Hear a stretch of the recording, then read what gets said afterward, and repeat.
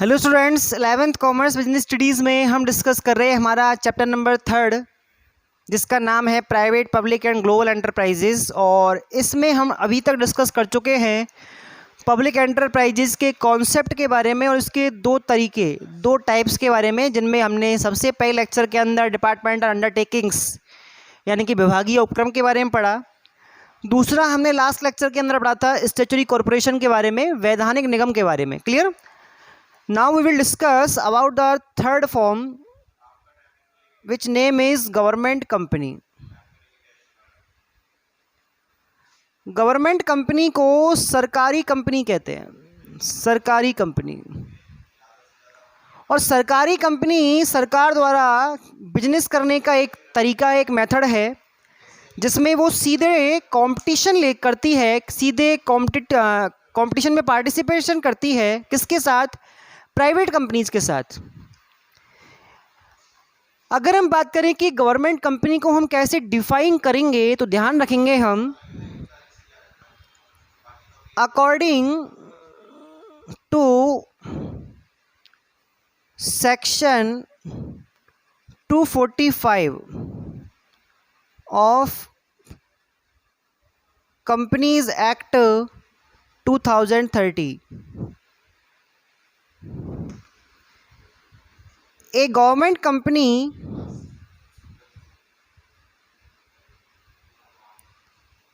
refers to a company in which minimum 51% paid up share capital held by central government or any state government or partially central government or partially one and more state governments.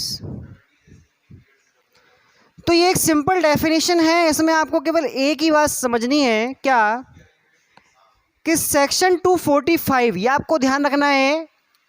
Government company को company act 2013 के अंदर section 245 के अंदर define किया गया है, समझाया गया है, जिसमें क्या बताया गया है कि एक गवर्नमेंट कंपनी जो होती है वो कौन सी होती है कि वो कंपनी जिसकी कम से कम 51% जो पेड अप शेयर कैपिटल है, चुकता अंश पूंजी, किसके पास हो? सेंट्रल गवर्नमेंट के पास हो, यानी कि केंद्र सरकार के पास हो, या फिर किसी राज्य सरकार के पास हो, या आंशिक रूप से यानी कि थोड़ी सी सेंट्रल गवर्नमेंट के पास हो और थोड़ी सी एक या एक से ज़्यादा राज्य सरकार के पास हो।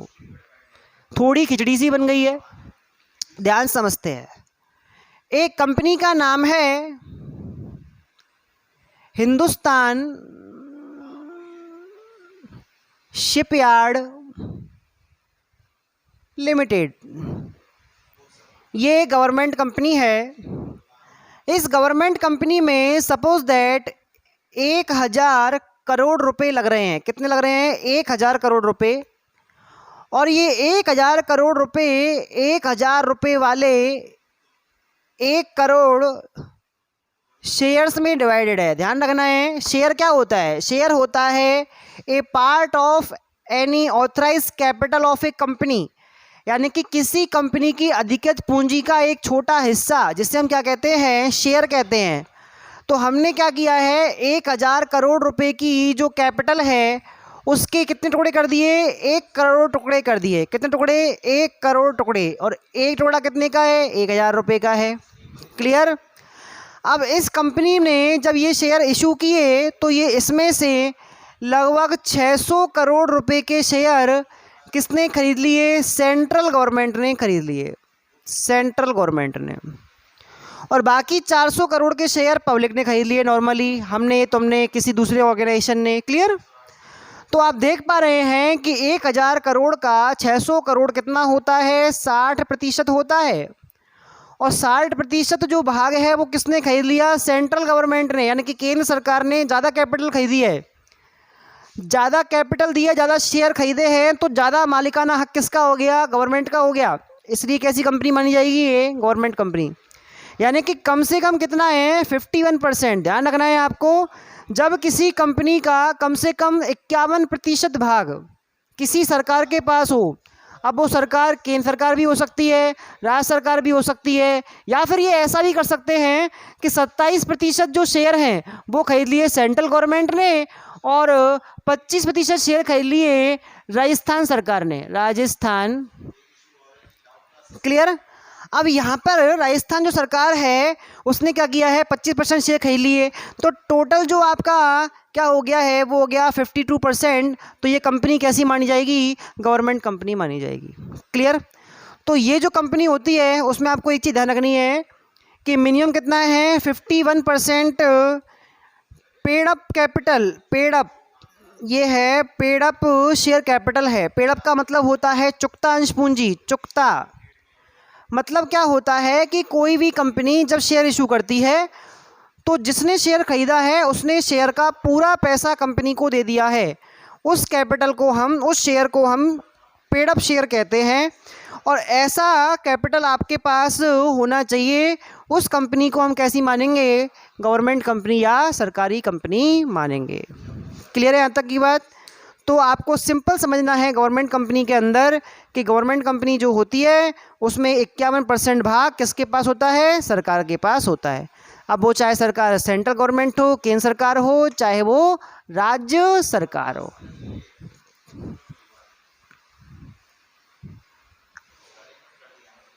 अब हम बात करेंगे इसके कुछ फीचर्स के बारे में, फीचर्स कह लो या कैरेक्टरिस्टिक्स कह लो। सबसे पहले तो गवर्न बाय लॉ। ध्यान रखना है कोई भी जो गवर्नमेंट कंपनी होती है उसका एक्सिस्टेंस किससे होता है, उसका होता है एक्सिस्टेंस लॉ से। यानी कि जब कंपनी रजिस्टर्ड होगी वैसे ही उसको क्या मिल जाएगा, एक पहचान मिल जाएगी।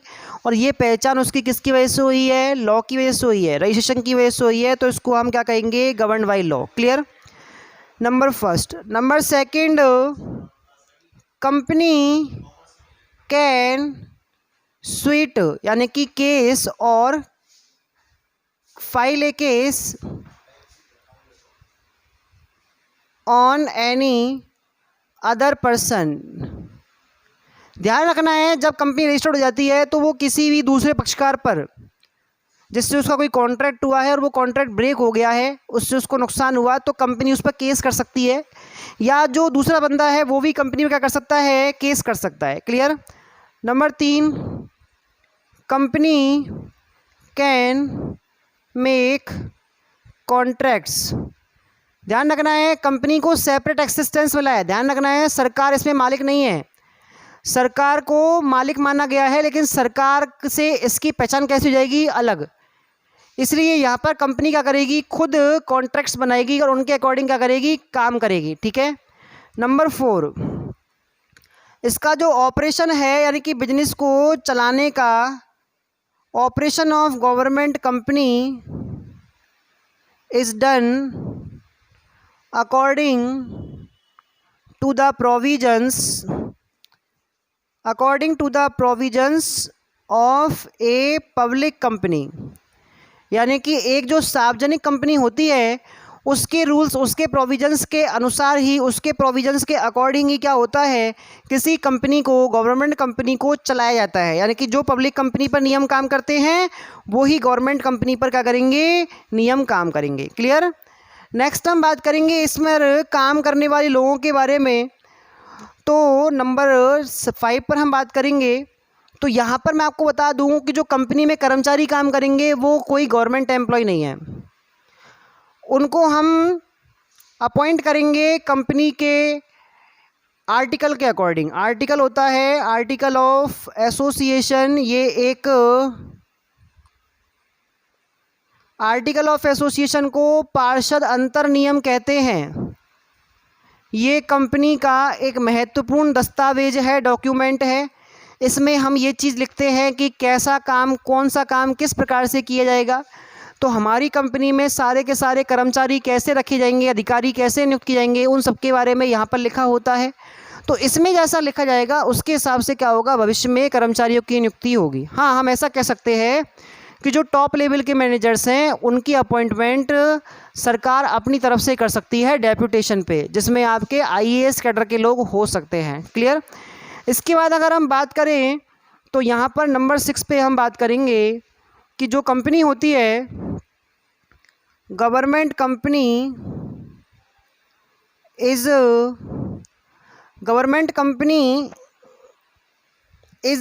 Independent for finance raising. देखो, हमने पढ़ा हुआ था कि डिपार्टमेंटल अंडरटेकिंग में यानी कि विभागीय उपक्रम के अंदर जो वित्त की व्यवस्था है वो सरकार क्या कर रही है, अपनी तरफ से कर रही है। बजट पास किया जाता है, जैसे रेल बजट होता है ना पास, सरकार पैसा देती है डेवलपमेंट के लिए। यहाँ पे कंपनी क्या करेगी, खुद अपने फाइनेंस की प्रॉब्लम को खुद दूर करेगी। ये खुद लोन लेगी, या अपने शेयर इशू करेगी, या अपने प्रोडक्ट्स और सर्विसेज बेचेगी, और उसके हिसाब से क्या होगा, इसको पैसा मिलेगा। यानी कि सरकार के पास पैसे की कोई व्यवस्था नहीं है, इसको अलग से बजट दे करेगी। ठीक है, एक बार इसके शेयर बिक गए और वो शेयर बिक जाने पर जो पैसा कंपनी के पास आएगा उसी से बिजनेस को आगे क्या किया जाएगा, रन किया जाएगा। क्लियर। नेक्स्ट हम बात करेंगे इसके कुछ मेरिट्स के बारे में। तो मेरिट्स में नंबर फर्स्ट है, अपन बात करेंगे separate legal entity. Separate legal entity क्यों है, क्योंकि कंपनी का रजिस्ट्रेशन कैसा है, कंपलसरी है। और रजिस्ट्रेशन कंपलसरी होने की वजह से यहाँ पर जो आपके बिजनेस है उस बिजनेस का जो अस्तित्व होगा वो कैसा रहेगा, अलग रहेगा। अब अलग अस्तित्व है तो सरकार गिरने का या नई सरकार बनने का इस कंपनी पर कोई भी प्रभाव नहीं पड़ेगा। इसके अलावा अगर हम बात करें नंबर 2 पर, तो no any passing of separate act required. यहाँ पर जितनी भी आपकी कंपनीज़ है वो सारी की सारी कंपनीज कंपनी एक्ट 2013 या उससे पहले जो 56 का एक्ट चलता था उससे क्या होंगी, रजिस्टर्ड होंगी। और ऐसा होने से यहाँ पर आपको अलग से कोई स्पेशल एक्ट पास नहीं करना पड़ेगा। तो हम ये बात कर सकते हैं कि स्टैट्यूटरी कॉरपोरेशन के कंपैरिजन में यहाँ पर लीगल फॉर्मेलिटीज़ कैसी हैं, आपकी ज़्यादा हैं। क्लियर। नंबर 3 पे बात करेंगे फोरसाइटनेस इन डिसीजन मेकिंग। देखो, मैं आपको बताऊं, यहाँ पर कंपनी में जो मैनेजमेंट होता है वो ऑनर्स से सेपरेट होता है। यानी कि मैनेजर्स अपॉइंट किए जाएंगे यहाँ पर, और मैनेजर्स अपॉइंट किए जाएंगे तो उनको किसी तरह के गवर्नमेंट ऑर्डर के लिए कोई वेट नहीं करना पड़ेगा। यहाँ पर वो अपने हिसाब से कभी भी डिसीजन ले सकते हैं, तो वो फ्री हैं डिसीजन लेने के लिए। और इस तरह की व्यवस्थाओं से आपका जो मैनेजमेंट है वो कैसा होता है, अच्छा होता है। और नंबर 4 पे हम डिस्कस करेंगे क्या कि ये जो आपकी कंपनी है, government company provides products on reasonable prices, so it reduce unhealthy competition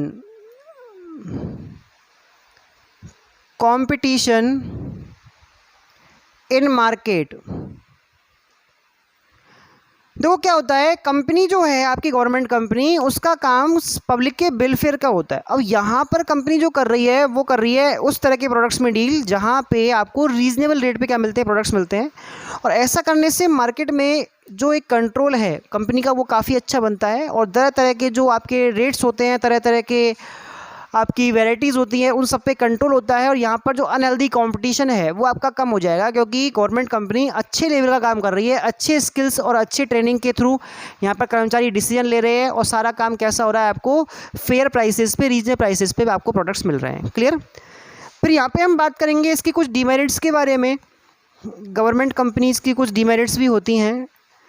demerit में हम केवल यहाँ 2 ही डीमेरिट पढ़ेंगे। नंबर 1 पर, these companies are not liable directly for parliament. भाई सीधी सी बात है, पैसा कौन लगा रहा है? गवर्नमेंट। तो होना चाहिए इन्होंने क्या किया क्या नहीं किया उसके लिए इनका जो अकाउंटेबिलिटी है, जो इनकी रेस्पॉन्सिबिलिटी है, वो किसके लिए बनती है? संसद के लिए बनती है, पार्लियामेंट के लिए बनती है। लेकिन ये तो इंडिपेंडेंट काम कर रही हैं, तो ऐसी कंडीशन में इनकी लायबिलिटी संसद के लिए नहीं होती। तो यहाँ पर आपकी जवाबदेही न होने की वजह से मैनेजमेंट कैसा होगा? खराब होगा। क्लियर। नंबर सेकंड पे हम डिस्कस करेंगे कि कुछ कंपनी जो होती हैं, in some government companies, government has ownership on 100% of share capital, so it reduce